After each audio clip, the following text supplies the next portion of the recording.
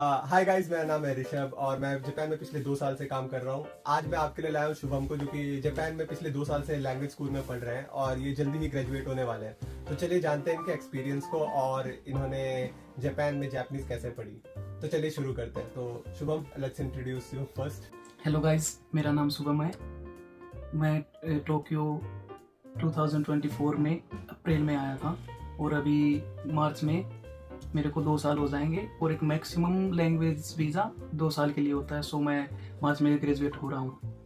तो अब मैं जॉब हंटिंग कर रहा हूँ और अपनी स्किल के अकॉर्डिंग अलग अलग कंपनियों में अप्लाई कर रहा हूँ। तो शुभम, तुमने जापान से ही जापानीज लैंग्वेज पढ़ने के बारे में क्यों सोचा? एक्चुअली मैं जापान से पहले भी मैं दिल्ली यूनिवर्सिटी से 2 साल जापानीज लैंग्वेज पढ़ चुका था। फिर मेरे को लगा कि वहाँ मैं सिर्फ बुक में ही पढ़ रहा था, लेकिन मेरी इतनी प्रैक्टिस नहीं हो पा रही थी। उसके लिए मेरे को जापान आना था। फिर मैंने यहाँ के बारे में थोड़ा सर्च किया तो मेरे को पता लगा कि जापानीज लैंग्वेज में आप डायरेक्ट अप्लाई कर सकते हो, जो कि एक काफ़ी अच्छा तरीका है जापानीज लैंग्वेज सीखने का एज ए लर्नर। तो फिर मैंने यहाँ अप्लाई किया और मैंने मतलब एडमिशन ले लिया। तो मतलब जापानीज लैंग्वेज स्कूल में एडमिशन लेने से पहले क्या ऐसा जरूरी है आपको जापानीज थोड़ी बहुत आनी चाहिए या उसके बिना भी काम चल जाता है? हाँ, काम, लेकिन जितनी थोड़ी बहुत बेसिक्स क्लियर हो तो वो अच्छा रहता है। लेकिन आप यहाँ पे बिल्कुल ही लर्नर आएंगे तो ये बेसिक लेवल से भी सिखाते हैं। अच्छा, तो जापान में आने के बाद इंडिया से किस तरह की डिफिकल्टीज तुम्हें फेस करने को मतलब फेस करना पड़ा और क्या क्या चेंजेस थे जो तुम्हें यहाँ आके महसूस हुए? सबसे बड़ा चैलेंज था मेरे लिए खाना। मैं एक वेजिटेरियन हूँ, तो सबसे बड़ी मुसीबत मेरी यही थी कि मेरे को खाना नहीं बनाना आता था फर्स्ट ऑफ ऑल, और सेकंड थोड़ा बहुत लैंग्वेज वहाँ पढ़ के आना मतलब इसलिए ज़रूरी है क्योंकि आपको यहाँ आके कम्युनिकेट करने में थोड़ी दिक्कत ना हो। लाइक आप कहीं बैंक में जा रहे हो, कोम्बिनी में जा रहे हो, तो थोड़ा वहाँ दिक्कत मेरे को महसूस हुई। उस टाइम पे लगा कि इंडिया से जापानीज पढ़ के आना कहीं ना कहीं ज़रूरी है। चाहे तो मतलब एज अ लैंग्वेज स्टूडेंट भी आओ, फिर भी थोड़ी बहुत तो आनी ही चाहिए। हाँ, बेसिक्स ये लोग भी आपसे ज़्यादा एक्सपेक्ट नहीं करेंगे, लेकिन बेसिक्स थोड़ा बहुत। हाँ, और एक लैंग्वेज थोड़ा पढ़ के आओ और एक खाना आपको बनाना आता है तो बड़ी अच्छी बात है, वरना सीख के आओ। अच्छा, ये पार्ट टाइम वर्क और स्टडीज का क्या चक्कर है? मतलब आप जब लैंग्वेज स्कूल में एडमिशन लेते हो तो क्या तुरंत ही जॉब मिल जाती है? कोई ऐसे प्रिकॉशंस है जो स्टूडेंट्स को लेनी चाहिए इस चीज से रिलेटेड?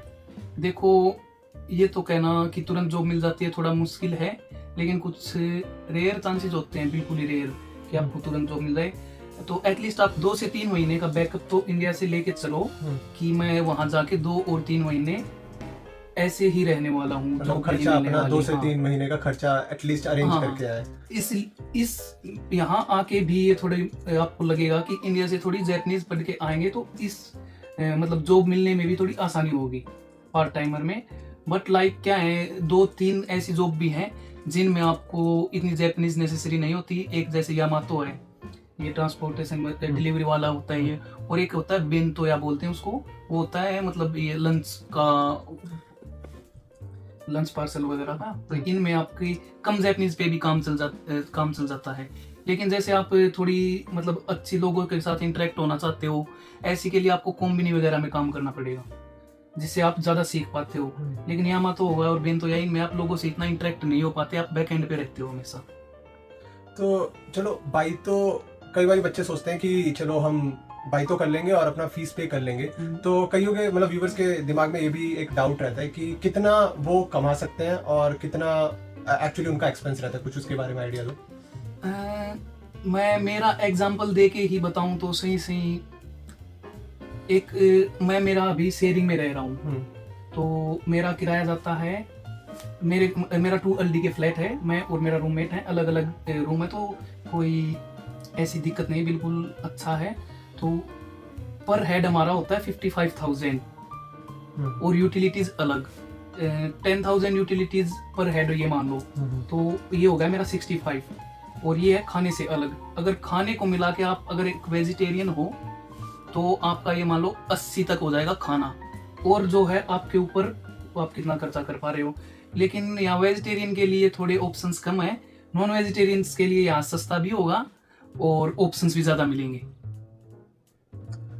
तो ये तो तुम्हारे एक्सपेंसेस का हो गया, बट बाइटो में सैलरीज किस हिसाब से, वर्क आवर्स सैलरीज कैसे? लाइक टोक्यो में है, टोक्यो तो जो टोक्यो सिटी बोलते हैं उसमें मिनिमम वेज है 1200, मिनिमम वेज है 1200 उसमें। तो मेरे हिसाब से एक मान लो आप मोटा मोटी हिसाब देखे तो 1.5 लाख येन के तकरीबन आप एक महीने का आराम से कमा सकते हो, जिसमें 80,000 आप मान लो मोटा मोटी खर्चा, और मैक्सिमम और ज्यादा घूम लिए फिर लिए 90-95 हो जाएगा। लेकिन 50,000 येन सेविंग आप इजीली कर सकते हो खर्चे करके भी। तो आई थिंक फीस वगैरह पे करने में दिक्कत नहीं होनी चाहिए, आप मैनेज कर सकते हो ये चीजें भी। हाँ, मतलब आप फीस मैनेज कर लोगे, बट ये एक्सपेक्टेशन ना हो कि हाँ, आप उसके एडिशनल सेविंग कोई हो रही है। आप ये एक्सपेक्ट नहीं कर सकते कि मैं यहाँ से लाखों रुपए कमा के एज स्टूडेंट, जैसे बच्चे कनाडा और यूके वहाँ करते हैं कि मैं इंडिया भेज दूंगा, वो काम यहाँ नहीं हो पाएगा। तो ये तो मतलब जरूरी है, यहाँ के खर्चे निकाल सकते हो, ये एक्सपेक्ट मत करना कि मैं यहाँ कमा के घर भेज दूंगा। और मतलब कितने घंटे काम कर सकते हैं लीगली? लीगली आप एक वीक में 28 आवर्स कर सकते हो और एक दिन में 8 घंटे। बट जब छुट्टियां होती हैं बच्चों की, जैसे विंटर हो गई और गर्मी की छुट्टियां होती हैं, तब एक वीक में आप 40 घंटे काम कर सकते हो लीगली? हाँ, लीगली। ऐसा कौन सा एक्सपीरियंस था जो कि मतलब जब तुम इंडिया में थे और जब तुम जापान में आए, जो यहीं आके तुम्हें पता चला, इससे पहले तुम्हें आइडिया ही नहीं था कि ऐसा भी होता है? ऐसा कोई एक्सपीरियंस? ऐसा तो लाइक एक तो इनका जो एजुकेशन सिस्टम है वो काफ़ी अच्छा है, मैंने जो फील किया है। लाइक मैं इंडिया में पढ़ता था, नॉट जापानीज और चीज़ें भी, तो वहाँ किताबों में पढ़ता था, लेकिन इनके ये बच्चों को एक्टिविटी में घुसा के फिर पढ़ा रहे हैं।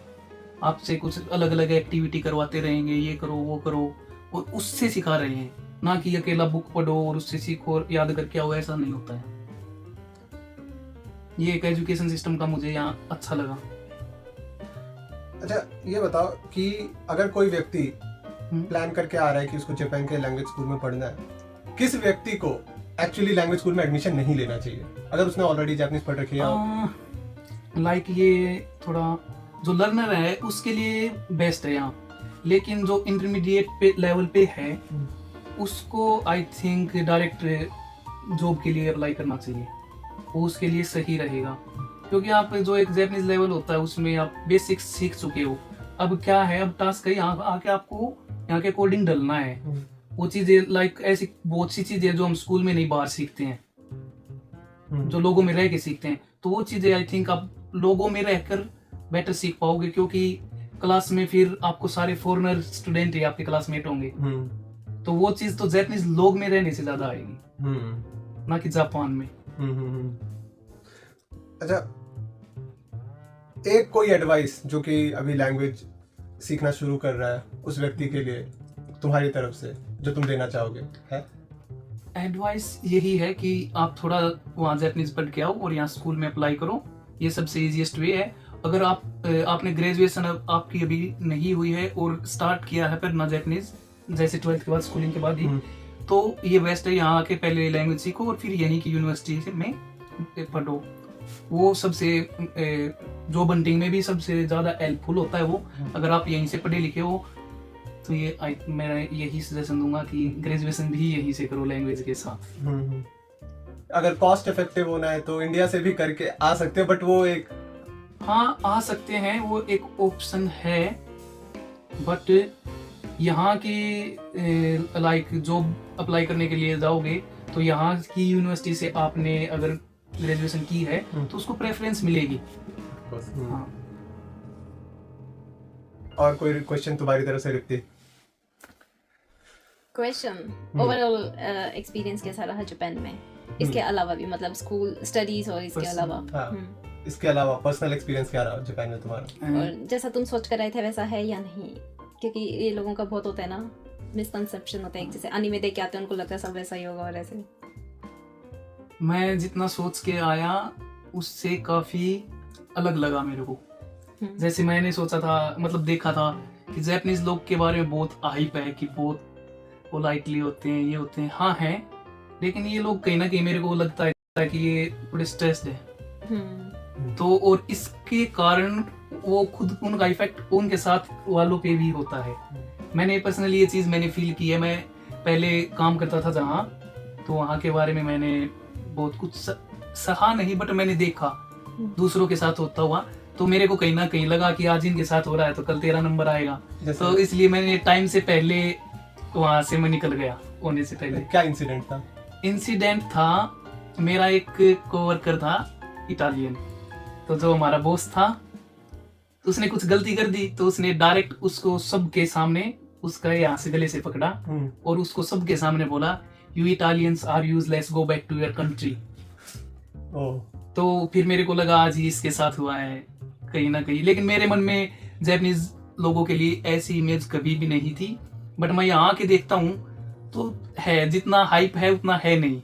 मतलब हाँ, इंसान यहाँ पे भी है, मतलब अच्छे बुरे सब हैं, बट जिस तरीके से ये दिखाया जाता है कि सभी वैसे ही हैं, ऐसा नहीं है। बिल्कुल बिल्कुल। लेकिन मैंने उस इटालियन लड़के को मैंने बोला था पुलिस को बुला लो, फिजिकल हरासमेंट हुआ है। पावाहारा का इधर सच में काफी स्ट्रिक्ट रूल्स हैं, लेकिन वो थोड़ा मतलब था, उसकी जगह मैं होता तो मैं तो पक्की करता कार्रवाई कुछ न कुछ। चलो फिर ये था एक शॉर्ट इंटरव्यू, इसी के साथ हम इसको खत्म करते हैं। और अगर कोई आपके क्वेश्चंस हो तो please write us in the comment and will try to answer. Thanks for watching. उम्मीद चाहूंगी।